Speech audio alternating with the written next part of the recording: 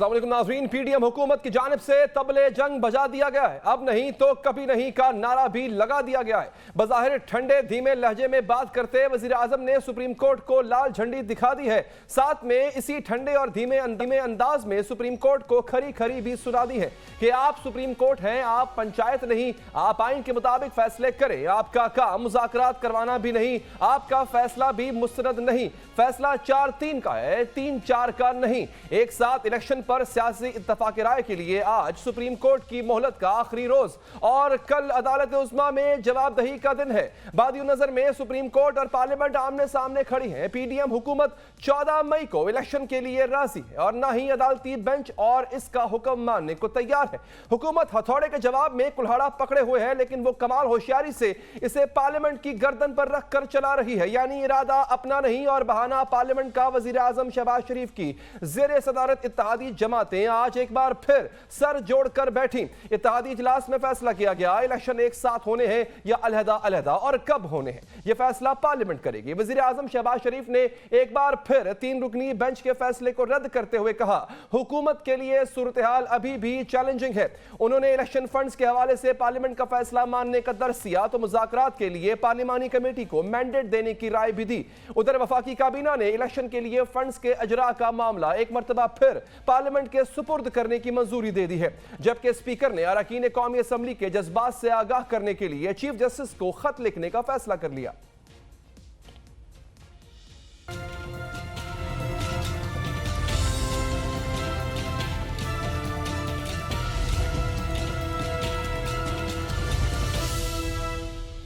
वक्फे के बाद हाजिर हैं। आपने गुफ्तगू सुनी बिलावल भुट्टो साहब की, हमें ज्वाइन कर चुके हैं। जो मौजूद इससे पहले डिस्कस हो रहा था नाज़रीन कि जिस तरह से हुकूमत ने बाकायदा तौर पे झंडी दिखा दी है और एक धीमे अंदाज में बता दिया है कि सुप्रीम कोर्ट के हुक्म पे वो अमल नहीं करेगी और ना ही इलेक्शन के लिए उनकी कोई नीयत नजर आती है। बात करेंगे, हमारे साथ मौजूद हैं पाकिस्तान तहरीक इंसाफ के रहनुमा सदाकत अली अब्बासी साहब। अब्बासी साहब, शुक्रिया आपका। अब आप कल सुप्रीम कोर्ट में जवाब देने हैं, आपने बताना है, आपने मुज़ाकरात के हवाले से बताना है। अब मुज़ाकरात के हवाले से आपका भी एक डेडलॉक है, उनका भी एक डेडलॉक है सर। तो आप मुज़ाकरात कर रहे हैं, नहीं कर रहे, मुज़ाकरात हुए नहीं हुए, क्या कहेंगे सुप्रीम कोर्ट को कल आप? जी देखिए, हमारा ये ख्याल है कि जो पीडीएम वाले हैं वो बड़ा जाहिर है कि वो इलेक्शन नहीं लड़ना चाहते, इलेक्शन से भागना चाहते हैं, क्योंकि उनको अपने आप को वो जमहूरी कहते हैं लेकिन आवाम से उनको खौफ है। लिहाजा ये हमें अंदाज़ा है कि वो सिर्फ ये मुज़ाकरात खेल के टाइम ज़ाया करना चाहते हैं और टाइम बाय करना चाहते हैं, और जो अदालत का फ़ैसला 14 मई का है उसको वो किसी तरह हवा में उड़ाना चाहते हैं। इसके बावजूद पीटीआई ने उस ऑफ़र को सीरियस लिया और शाह महमूद कुरैशी साहब को अपना फोकल पर्सन बना दिया। अब शाह महमूद कुरैशी साहब के पास मैंडेट है कि वो मुज़ाकरात के लिए वो जाएं और वो पार्टी की नुमाइंदगी करें। बाकी किसी से वो रब्ता करते हैं तो वो उनकी अपनी मर्ज़ी है। ये गैर संजीदगी है। आपको पार्लियामेंट की कार्रवाई से भी समझ आ गई कि ना वो पैसे देना चाह रहे हैं, ना वो सिक्योरिटी कंसर्न भी रेज़ कर रहे हैं। उनको एक ही इनसिक्योरिटी है, वो ये है कि उनके पास वोटर नहीं है, पाकिस्तानी कौम के साथ नहीं है। लिहाजा वो भागना चाहते हैं इलेक्शन से। उसके लिए वो दुनिया का हर गैर अखलाकी, गैर आइनी, गैर सियासी, गैर जमहूरी काम करने के लिए तैयार हैं, लेकिन वो इलेक्शन की तरफ आने से घबरा रहे हैं। बाकी सब बातें आप समझ लें फर्जी हैं। अच्छा, ये बताइएगा, इमरान खान कहते हैं कि आपके कहने पर असम्बलियां हमने तहलील की। सर, इस बात को जस्टिफाई कैसे कर सकता है सीएम? अगर परवेज इलाही को जस्टिफाई करना पड़े, हालांकि परवेज इलाही का ही सहकाक था तहलील करना या ना करना और वो इससे इत्तफाक भी नहीं करते थे, लेकिन उन्होंने की। परवेज इलाही ने इमरान खान के कहने पे की, इमरान खान ने बाजवा के कहने पे की। इसको जस्टिफाई कैसे करेंगे सर? जी, ये बहुत मेहरबानी है मीडिया के ख़ास सेक्शन की जिसको हमारे मुखालिफ बयानिया कुछ नहीं मिल रहा। इमरान खान साहब ने बड़ा वाज़ेह कहा कि हमने असम्बलियाँ तोड़ी हैं, जिसमें पीडीएम के तमाम सरबराहों ने हमें ये कहा कि आप अगर चाहते हैं इलेक्शन करवाएं तो असम्बलियाँ तोड़ दें, हुकूमतें ख़त्म कर दें। और उसमें इन पीडीएम के थे हुकूमत में बाजवा साहब, उनका भी ये मौक़िफ़ था। तो ये खाली इसको बाजवा साहब के हवाले से करना एक ख़ास हमारे जो एक मीडिया की ख़ास एक सेक्शन का काम है, किसी तरह इमरान खान साहब के मामले को मुतनाज़ा बनाएं। लेकिन आवाम बेहतर जज हैं, वो समझते हैं कि ये बात सिर्फ اس کو ٹویسٹ دیا گیا. باقی عمران خان صاحب کا بیان پورا چلائیں, اس میں انہوں نے کہا کہ ہم نے الیکشن کے لیے اسمبلیاں توڑی ہیں, اور پی ڈی ایم کی تمام قیادت نے بھی کہا ہے, اور باجوہ صاحب نے بھی کہا ہے. تو باقی آپ کی مرضی ہے, آپ اس میں سے پی ڈی ایم کاٹ لیں اور اپنی مرضی کاٹ لیں اور باجوہ صاحب کو لگا دیں, ٹھیک ہے, لیکن لوگ نہیں بائیں گے. یہ بات جب چلے گی مرضی ہے سر, توڑی الیکشن کے لیے, بات یہ نہیں ہے کس کے لیے توڑی ہے, کس کے کہنے پہ توڑی ہے, سوال یہ تھا. خیر جعفری صاحب بہت شکریہ سر آپ کے قیمتی وقت کا. انہوں نے سر کل جواب جمع کرانا ہے, مذاکرات انہوں نے کیے نہیں, ہری جھنڈی انہوں نے آج, بلکہ لال جھنڈی دکھا دی انہوں نے آج گورنمنٹ نے. What can be the possible implications? بہت شکریہ آپ نے موقع دیا Ali. Good to see you on this new platform. دیکھیں میرے خیال سے امپلیکیشن بہت واضح ہیں. آپ کنٹیمپٹ کر رہے ہیں عدالت کے آرڈر کی, آپ نافرمانی کر رہے ہیں, صرف عدالت کی شان میں گستاخی نہیں کر رہے جس کا ازالہ جو ہے وہ عدالت کے اوپر ہوتا ہے کہ کروائے یا نہ کروائے. آپ عدالت کے ایک حکم کی نافرمانی کر رہے ہیں علی اعلان, اور آپ اپنی طرف سے اپنی منطق لگا کے اپنا آئینی تشریح جو ہے وہ عدالت کے سامنے رکھ رہے ہیں. پھر آپ علی اعلان یہ کہہ رہے ہیں کہ 3 ممبر سے آ رہی ہے اس لیے ہم نہیں سن رہے, 6 سے آتی تو شاید سن لیتے. اب یہ ساری شرائط جو ہے وہ آپ کے پاس نہیں ہوتی رکھنے کی. عدالت کا ایک فیصلہ ہوتا ہے اور وہ حکم جو ہے وہ فائنل ہوتا ہے, آئین کہتا ہے, اور وہ آئین کی اگر تشریح پہلے اس نے کسی اور طریقے سے کی تو آج آپ کو یہ حق حاصل نہیں ہوتا کہ آپ کہیں کہ کیونکہ آپ نے پہلے یہ کیا تھا لہٰذا ہم اب آپ کی سن نہیں رہے. تو یہ کلیئر کٹ توہین ہے, اور اگر یہ کورٹ جا کے یہ ساری بات کریں گے تو در حقیقت یہ عدالت کی لیجیٹیمیسی کو چیلنج کر رہے ہیں. done under the pretext of parliamentary resolution. اب یہ پارلیمنٹ کے کندھے پہ بندوق رکھ چکے ہوئے ہیں, اگر وہ بیک فائر کرتی ہے تو کیا پوری پارلیمنٹ زد میں آتی ہے, کنٹیمپٹ کے کابینہ آتی ہے, یا صرف وزیر اعظم جو ہے وہ ذمہ دار ٹھہرائے جائیں گے؟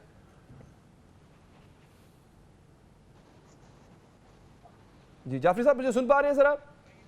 دیکھیں یہ اسٹریٹجکلی جائے گا تو یہ مجھے آواز آ رہی ہے آپ کو؟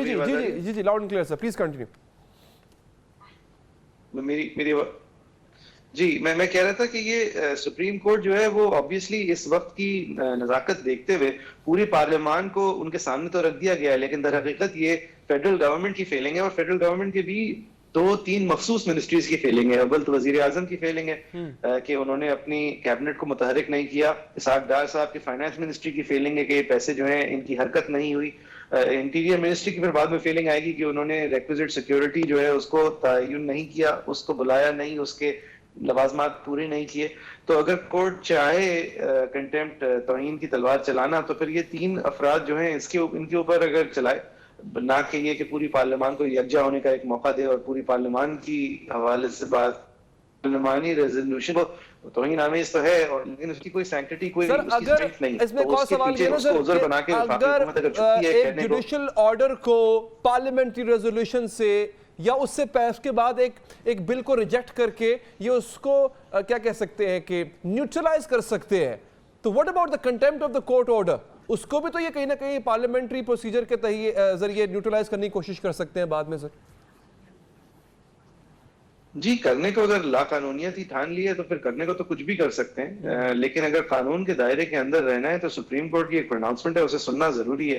اور اگر اس کے بارے میں آپ ٹھیک کہہ رہے ہیں کہ اگر اس کے حوالے سے کنٹیمپٹ آئی تو یہ کنٹیمپٹ کو بھی پھر شرطیہ چیلنج کریں گے, جس طرح یوسف گیلانی کو till the rising of the court جب ان کو کنٹیمپٹ کے اندر سینٹنس کر دیا تھا تو بھی گیلانی صاحب جو ہیں وہ وزیر اعظم بدستور چلتے رہے تھے جب تک کہ اسپیکر کو یہ باور نہیں کرانا پڑا تھا کورٹ نے ایک الگ پروسیس میں کہ جی اس کا یہ مطلب ہوا کہ یہ ڈسکوالیفائڈ ہو گئے. تو یعنی اگر ہر چیز کو ہجے کر کے سنانی پڑی اور یہ کورٹ اگر اس بات پہ سنجیدہ ہے کہ انہوں نے اپنے آرڈرز کو امپلیمنٹ کرانا ہے تو پھر میرے خیال سے یہ ان کا بیان ہے جعفری صاحب, یہ ان کا بیان ہے, انہوں نے کہا کہ جو سپریم کورٹ جو بھی آرڈر دے گا پھر قانون کے مطابق ہم بھی جواب دیں گے. سو وہاں سے آئی بروز ریز ہوتی ہیں سر. میں بلکہ آپ کو وہ شارٹ سنواتا ہوں, کلپ سنواتا ہوں آپ کو بھی ناظرین کو بھی, کہ جہاں پہ ان کا ارادہ لگ رہا ہے جو پہلے بات کی کہ شاید یہ کنٹیمپٹ آف کورٹ کے آرڈر کو بھی دوبارہ پارلیمنٹ لے جائیں. That can be the only possible constitutional answer to the Supreme Court. یہ سنیے ذرا. جعفری صاحب یہ سنا آپ نے خواجہ آصف صاحب کی گفتگو, یہ کیا ہو سکتا ہے اگین سر؟ کانسٹیٹیوشن کہاں پہ کسی کو پرمیشن دیتا ہے کہ وہ کوئی آئینی جواب دے سپریم کورٹ کے آرڈر کا؟ نہیں بالکل کوئی کہیں پوزیشن نہیں ہوتی ہے, یہ کوئی گنجائش نہیں ہے. اگر خواجہ آصف صاحب جو ہیں وہ Supreme Court practice and procedures bill کے حوالے سے یہ کہہ رہے ہوتے تو بات میں کچھ وزن بھی تھا کہ یہ پارلیمان کی ثوابدید تھی لیجسلیٹ کرنا, اور اس کو لیجسلیشن کو افیکٹ میں آنے سے پہلے ہی سپریم کورٹ نے اس کو سسپینڈ کر دیا. اس حوالے سے اگر بات کر رہے ہوتے تو سمجھ بھی آتی, لیکن یہ تو یہ پتہ نہیں کون سی پارلیمانی ساورنٹی بنا کے بیٹھے ہوئے ہیں اور یہ پارلیمانی ڈومین بنا کے بیٹھے ہوئے ہیں, اور یہ مزے کا خیز قسم کی ان کی قانونی اور آئینی تشریح ہیں. سب کو پتا ہے کہ ان کی مزے کا خیز قسم کی تشریح ہیں, اور یہ صرف ایک اپنے آپ کو ایک عذر دینے کے لیے یہ باتیں کی جا رہی ہیں, ورنہ یہ معاملہ بہت کلیئر ہے. آئین کی تشریح جو ہے وہ سپریم کورٹ نے کر دی ہے اور ایک حکم کر دیا ہے کہ پیسے دیں اور الیکشن کرائیں, اور اس کو کیونکہ ان کو ایک الیکشن اس وقت فیس نہیں کرنا, کیونکہ واضح طور پہ نظر آ رہا ہے ہر سروے میں, ہر طرح کے پیپل پرسپیکٹس میں کہ یہ لوگ جائیں گے, لہٰذا یہ جمہوریت کے عمل سے بچنا چاہ رہے ہیں اور لبادہ اپنے اوپر آئین کا اور پروسیس کا ورڈ ہے. جعفری صاحب, یہ بھی خبریں فلوٹ کر رہی ہیں اس وقت کہ استحقاق کمیٹی ججز کو بلا سکتی ہے, پارلیمنٹ کی استحقاق کمیٹی. اچھا, یہ پہلے تو یہ ہوتی کیا ہے استحقاق کمیٹی, اور کیا اس کے پاس باقی استحقاق ہے کہ یہ سپریم کورٹ کے ججز کو سمن کر سکے, بلا سکے؟ دیکھیں, یہ کیونکہ ابھی امریکہ میں ہوا ہے اس لیے کسی کو یہاں پہ بھی خیال آ گیا, کیونکہ امریکہ کے اندر کلارنس تھامس جو ایک سپریم کورٹ کے جج ہیں, ان کے اوپر سنگین الزامات لگے ہیں کانفلکٹ آف انٹرسٹ کے اور کرپشن کے, اور ایک بہت ہی امیر آدمی سے پیسے اور تحائف اور فیورز لینے کے. تو پھر جو اس وقت کے چیف جسٹس ہیں ان کو پھر ایک ہاؤس کمیٹی نے بلایا کہ وہ جواب دہ ہوں الگ الگ امور پہ, تو انہوں نے معذرت کر لی, اور انہوں نے معذرت اس بنیاد پہ کی کہ چیف جسٹس جو ہے وہ بہت ہی غیر معمولی اوقات پہ آتا ہے اور یہ ان میں سے ایک نہیں ہے, اور جس کی بیسس پہ اب وہاں پہ تنقید ہو رہی ہے. دیکھیں, اصولاً ایک پروسیس آف دا کورٹ کی ایڈمنسٹریٹو سائٹ کے اوپر اگر پارلیمنٹری کوئی پریویلیج کمیٹی ہے وہ ان سے پروسیس اور پروسیجر معلوم کرنا چاہتی ہے یا پھر ان کی کوئی انپٹ لینا چاہتی ہے, تو ان تھیوری یہ کیا جا سکتا ہے, لیکن اس کا یہ مطلب نہیں ہے کہ پارلیمان سمن کر رہی ہے چیف کو, یا چیف کو in his capacity as a judicial head of this country ان کو سمن کیا جا رہا ہے. That would go against the separation of powers. تو یہ جو سب یہ فکشنل یونیورس کے اندر گھوم رہے ہیں, اور یہ جس طرح کی کے اندر لاجک کا بہت دور دور سے ہی عمل ہے. اچھا سر, اگر یہ جو جواب جمع کرواتے ہیں, لیٹ سے اگین وہ ہمیں پتہ ہے جواب کیا ہوگا, انہوں نے پہلے بتا دیا جواب تمہارا کیا ہوگا, تو اس کے بعد قانونی وہ کون کون سے آپشنز ہیں, وہ اگلا آرڈر کیا ہوگا, اور میکسیمم اس کی پینلٹی کیا ہو سکتی ہے, اور جو کل رات کا منظر گورنمنٹ کا ہے, کل رات میں اگر آپ سے کہا جائے کہ جناب آج کی تاریخ ہے, کل عدالت کا فیصلہ آتا ہے, انہوں نے جواب جمع کرانا ہے, اس کے بعد اس شام کا منظر کیا دیکھ رہے ہیں آپ, حکومت کا منظر کیا ہوگا؟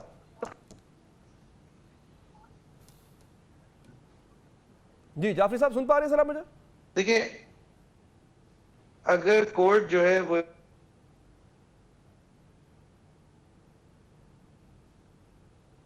اچھا, ہمارا رابطہ جو ہے منقطع ہوا ہے, میں بڑی معذرت خواہ ہوں آپ سے عباسی صاحب, میں واپس آپ کی طرف آتا ہوں سر.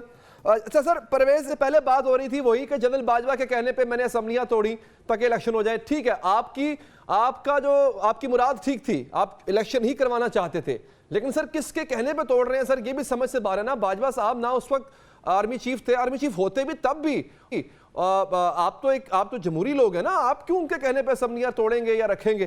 آپ پرویز الہی بھی یہی کہتے تھے کہ وہ نہیں چاہتے تھے اسمبلیاں توڑیں, اور اس پہ جو ہے وہ باجوہ صاحب کا, فواد چودھری صاحب کا بھی نام آ چکا ہوا ہے. تو سر یہ کس طرح کا رویہ تھا, اس کو میں کیسے آؤٹ آف کانٹیکسٹ ہوں, مجھے سمجھ نہیں آ رہا. عمران خان صاحب کے واضح جملے ہیں کہ باجوہ کے کہنے پہ اسمبلیاں توڑی, یہ کیسے آؤٹ آف کانٹیکسٹ ہے؟ جی آ رہی ہے. جی عباسی صاحب بتائیے گا سر, یہ کس طرح سے آؤٹ آف کانٹیکسٹ ہے سر؟ چیف منسٹر اس وقت کے پرویز الہی کی ریٹن ایڈوائس پہ, ایک تو یہ ہے جو انہوں نے ریٹن قانونی دی ہے, ایک انہوں نے کوئی بیان شین دیا ہے, تو جب فیصلہ ہونے سے پہلے لوگ مختلف بیان دیتے رہتے ہیں, اور ہو سکتا ہے ہمارے بہت سارے اکثریت لوگوں کی یہ رائے تھی کہ اسمبلیاں نہ ٹوٹیں اور ہمارا اقتدار چلتا رہے, لیکن ہمارا اقتدار ملک کی قیمت پہ, ملک کی کاسٹ پہ, جب ملک کی معیشت ڈوب رہی ہو تو وہ اور ملک کا ادارہ نہ آگے چل نہ رہا ہو, تو اس سلسلے میں ان کی رائے تھی. لیکن اگر آپ نے اپنا جو آپ نے مجھے سوال کیا ہے اس سوال کو تصحیح کر لیں, اسمبلیاں چیف منسٹر پرویز الہی صاحب کی ریٹن ایڈوائس پہ ٹوٹی ہیں, اور وہ آج بھی اس کو سٹینڈ کرتے ہیں. باقی وہ کمپنی کی مشہوری کے لیے جتنے مرضی آپ بیان چلا دیں, لوگ بیان دیتے ہیں, لیکن وہ بس ایسی کمپنی کی مشہوری ہے. اور یہ جو بہت گھما پھرا کے یہ بات نکالی جاتی ہے, لیکن وہ اگر ایسی کوئی بات ہوتی تو وہ آج بھی موجود ہیں اور وہ اپنے بیان پہ قائم ہیں, ہم سب قائم ہیں. اچھا چلیں ٹھیک ہے, میں آپ کے پاس واپس آتا ہوں. عباسی صاحب, جعفری صاحب نے ہمیں جوائن کیا ہے. یہ سوال جو میں نے جعفری صاحب سے پوچھا تھا میں بعد میں آپ سے پوچھوں گا. سر جعفری صاحب, سر ہم بات یہ کر رہے تھے کہ ان کے پاس مطلب کل رات کا شام کا منظر ہوگا گورنمنٹ کا, the shape of the government, وہ کیا ہو سکتی ہے؟ shall we be seeing some people being subtracted? کیا ہم کوئی subtractions دیکھیں گے سر کل؟ دیکھیں اگر سپریم کورٹ سنجیدہ ہے اپنے آرڈر کو امپلیمنٹ کرانے میں تو کم از کم کنٹیمپٹ کا چارج تو کل لگ جانا چاہیے ان پلیئرز پہ جن لوگوں نے سپریم کورٹ کے آرڈر کی خلاف ورزی کی ہے. اور کنٹیمپٹ کے چارج کے ساتھ ظاہر ہے سزا تو ایک الگ, لیکن ڈسکوالیفیکیشن بھی کیری ہوتی ہے.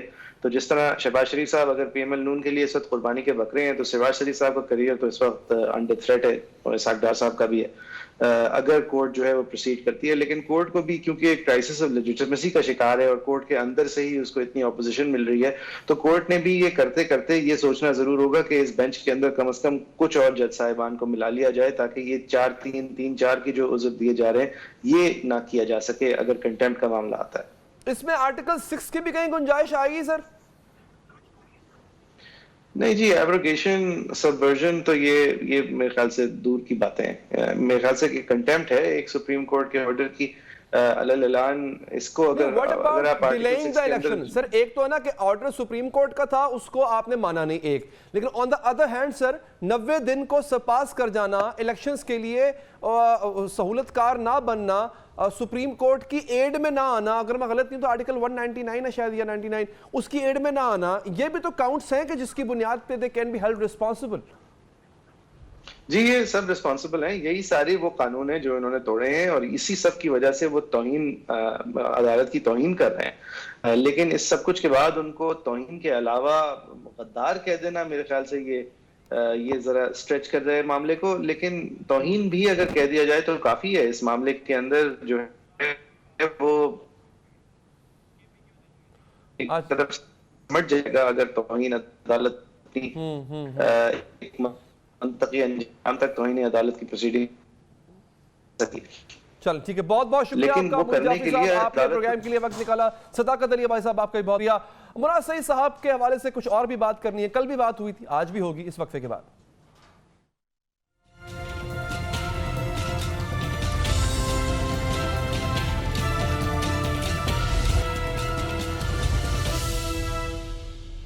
وقفے کے بعد حاضر ناظرین, ملک کی امن و سلامتی کے لیے پاکستان کے سیکیورٹی ادارے ریڑھ کی ہڈی ہیں. اہل پاکستان کی جان بچانے کے لیے یہ اپنی جان کا نذرانہ پیش کرتے ہیں, دہشت گردوں کے خلاف کارروائیاں کرتے ہیں, پاکستان کی گلیوں کوچوں کو محفوظ بناتے ہیں. آج بھی تیرا کے علاقے میں آپریشن کے دوران پاک فوج کے 2 جوان شہید ہوئے.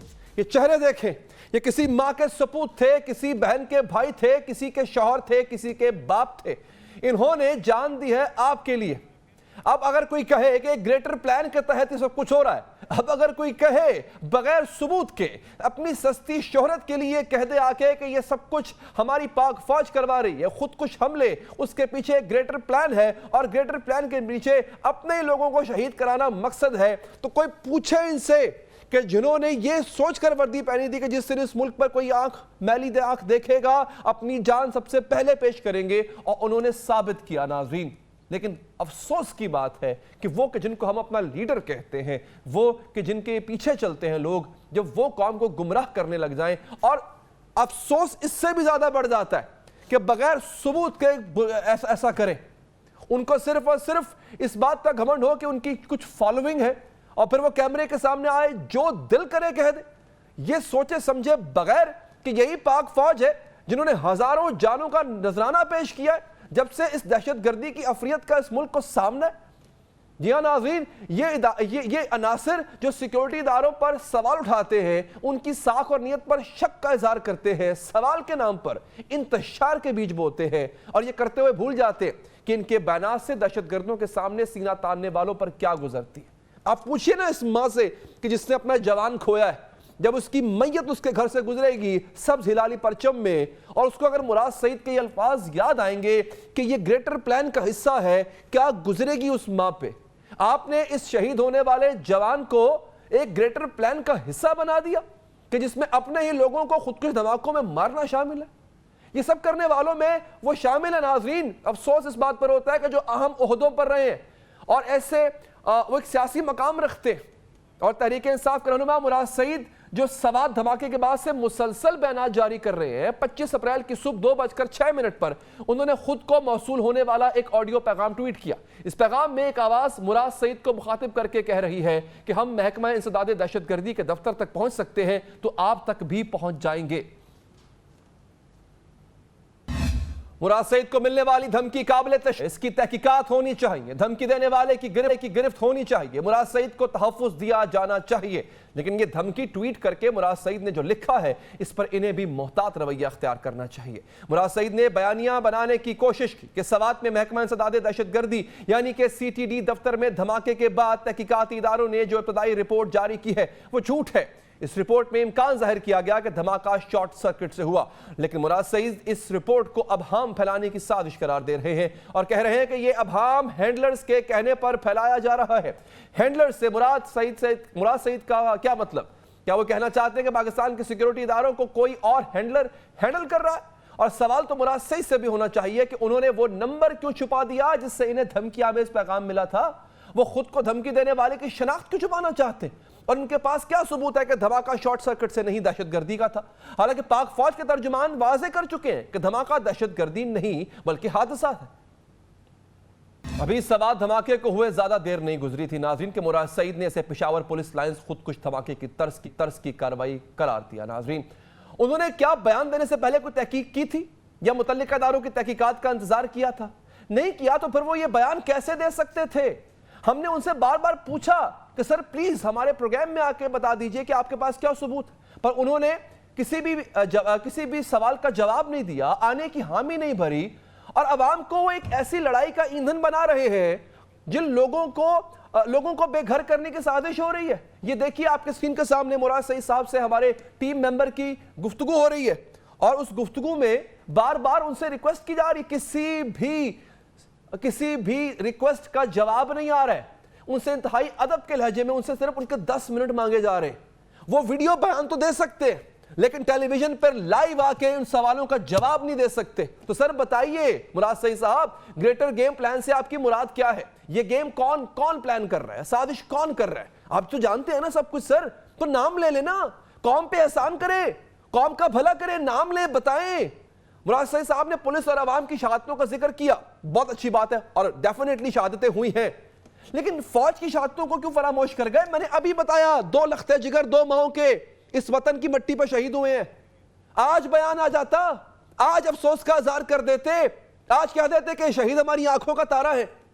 مراد سعید صاحب کو کل بھی پروگرام میں آنے کی دعوت دی تھی, میں آج پھر دیتا ہوں, میں ابھی بھی لائیو بیٹھا ہوں, ابھی بھی 10 بدستہ گزارش کرتا ہوں سر کہ آئیں, مگر مجھے پتہ ہے وہ نہیں آئیں گے, شاید جانا چاہتے نہیں ہیں. لیکن سر ہمارا پلیٹ فارم آپ کے لیے حاضر ہے, لیکن آپ آئیں اور بتائیں سر, ساتھ میں ثبوتوں کے ساتھ آئیں اور بتائیں کہ سر آپ کو دھمکی کون دے رہا ہے.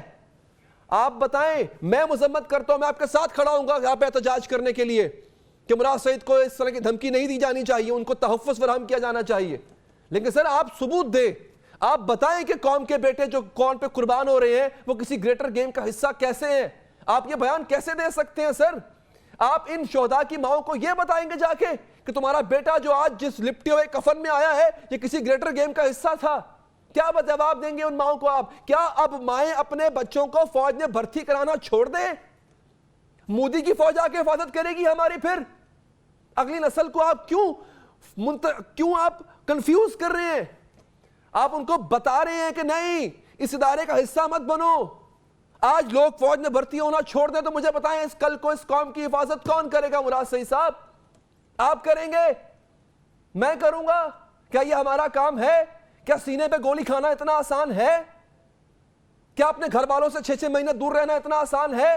آپ تو گئے ہوں گے, میں نے خود بارڈرز پہ جا کے دیکھا ہے, میں رہا ہوں ان جوانوں کے ساتھ. ہم ایک دن نہیں نکال سکتے, یہ کئی مہینے نکالتے ہیں وہاں پہ. ثبوت لے کے آئیں, نہیں تو خاموش رہیں. آگے بڑھتے ہیں ناظرین, اب عمران خان پہ آتے ہیں. عمران خان جو کہتے ہیں ان کو چاہنے والے آنکھیں بند کر کے مان لیتے ہیں, وہ بھی کمال لوگ ہیں. عمران خان کی بات منطقی ہو یا غیر منطقی ہو، سچ ہو جھوٹ ہو، وہ مان لی جاتی ہے۔ سچ کے نام پر عمران خان کا جھوٹ بکتا ہے اور خوب بکتا ہے۔ عمران خان سے منسوب ایک بیان روزنامہ جنگ میں رپورٹ ہوا جس میں وہ کہہ رہے ہیں کہ اسپتال میں علاج کرانے کے دوران انہیں ڈرپ میں زہر ملا کر مارنے کی کوشش کی گئی، لیکن عمران خان اپنی سیاسی زندگی میں فقط 2 بار علاج کے لیے اسپتال داخل ہوئے۔ پہلی بار 2013 میں جب وہ اسٹیج پر جاتے ہوئے لفٹر سے گر گئے تھے، اور دوسری بار تب جب ایک مارچ کے دوران ان پر گولیاں برسائی گئی تھیں اور ان کی ٹانگ پر زخم آئے تھے، اور دونوں بار عمران خان جس اسپتال میں داخل ہوئے وہ ہسپتال عمران خان کا اپنا شوکت خانم اسپتال تھا۔ اس اسپتال میں عمران خان کی حفاظت کے تمام انتظامات تھے، عمران خان کے قریب کوئی نہیں آ سکتا تھا، ان کے اپنے اعتماد والے لوگ ان کے ساتھ کھڑے ہوتے تھے، اور اگر انہیں ڈرپ میں زہر ملا کر مارنے کی کوشش کی گئی تو یقیناً اس میں عمران خان کے اعتماد کا کوئی بندہ شامل ہوگا۔ اس انتہائی اہم بات کا انکشاف وہ اب کر رہے ہیں 6 مہینے بعد، جب انہیں اسپتال سے ڈسچارج ہوئے 5-6 مہینے ہو چکے ہیں، اور وہ انکشاف بھی وہ باقاعدہ کسی سنجیدہ تحریری شکایت کے طور پہ کسی سیکیورٹی ایجنسی کو نہیں کر رہے ہیں۔ جب عمران خان کو زہر ملانے کی واردات کا علم ہوا تھا تب انہوں نے تحقیقات کرائی تھی کیا؟ نہیں کرائی تھی۔ اس سازش میں ملوث افراد کو کیا انہوں نے بے نقاب کیا تھا؟ نہیں کیا تھا۔ آج غیر رسمی گفتگو کرتے ہوئے عمران خان بول گئے اور کہہ دیا کہ 2 دفعہ میرے ساتھ ایسا کیا گیا ہے، اور آپ نے یہ بھی نہیں زحمت نہیں کی کہ بتایا جائے کہ سازش میں ملوث کون تھا۔ اگر آپ کو یہ پتہ لگ گیا کہ آپ کے ڈرپ میں، آپ کے انجیکشن میں زہر ملایا جا رہا ہے تو ڈیفینیٹلی آپ کو یہ بھی پتہ ہوگا کہ اس کے پیچھے ہے کون۔ تو یہ واقعہ تب منظر عام پر کیوں نہیں لایا گیا؟ اس کی وجہ صرف یہ ہے کہ سچ کے نام پر عمران خان کا جھوٹ بھی بکتا ہے اور خوب بکتا ہے۔ اور ناظرین، یہ کوئی پہلی بار نہیں کہ عمران خان نے جھوٹ کو سچ کا لباس پہنا کر بیچا۔ یہ کھیل وہ پہلے بھی کھیلتے آئے ہیں اور اب تو ماہر ہو چکے ہیں۔ ان کے خلاف تحریک عدم اعتماد آئی تو پہلے اسے امریکی سازش کا، پھر اسے عسکری سازش کا، پھر کہا سازش تو ہوئی نہیں تھی لیکن بچایا کیوں نہیں اگر سازش ہو رہی تھی، پھر کہا سازش تو محسن نقوی نے کی تھی، پھر کہا حسین حقانی بھی اس میں شامل تھا۔ جس جنرل باجوہ کو اپنی مرکزی حکومت ختم کرنے کا ذمہ دار کہا، غدار کہا، پھر اسی جنرل باجوہ کے مشورے پر اپنی صوبائی حکومت خود ختم کی اور اسی جنرل باجوہ کو مدت ملازمت میں توسیع کی پیشکش بھی کی۔ عمران خان یہ سب بیانیے بنانے میں اس لیے کامیاب ہوتے ہیں کیونکہ سچ کے نام پر ان کا جھوٹ بکتا ہے، خوب بکتا ہے۔ عمران خان نے پیٹرول کی قیمتیں کم کر کے IMF سے کیا معاہدہ توڑا۔ معاہدہ توڑنے سے قرض التوا کا شکار ہوا، پاکستان معاشی مشکلات کا شکار ہوا۔ اس پر عمران خان کہتے ہیں کہ انہوں نے پیٹرول کی قیمت کم کی کیونکہ روس سے سستا تیل خریدنے کا معاہدہ ہو چکا تھا۔ یہ بات بھی جھوٹ ہے، روس سے تیل کی خریداری کا معاہدہ اس سال جنوری میں ہوا تھا، اور تب پاکستان میں روسی سفیر نے بھی اس سال جنوری میں ہوا تھا، 2023 کی بات کر رہا ہوں۔ عمران خان کی حکومت کا سال ہو چکا ہے، اور تب پاکستان میں روسی سفیر نے بھی واضح کیا تھا کہ عمران خان حکومت کے ساتھ سستے تیل کا کوئی معاہدہ نہیں ہوا تھا۔ عمران خان دھڑلے سے غلط بیانی کر سکتے ہیں کیونکہ سچ کے نام پر ان کا جھوٹ بھی بکتا ہے اور بہت خوب بکتا ہے۔ اب عمران خان نے یہ بیان بھی دیا ہے کہ وہ اقتدار میں آئے تو فوج میں کرپشن کرنے والوں کو نہیں چھوڑیں گے، حالانکہ عمران خان کرپشن کیسز میں خود اپنے آپ کو اور اپنے ساتھیوں کو NRO دے چکے ہیں۔ اس کے ساتھ ہی ناظرین پروگرام ختم ہوا چاہتا ہے، مجھے اجازت، اللہ نے کے بعد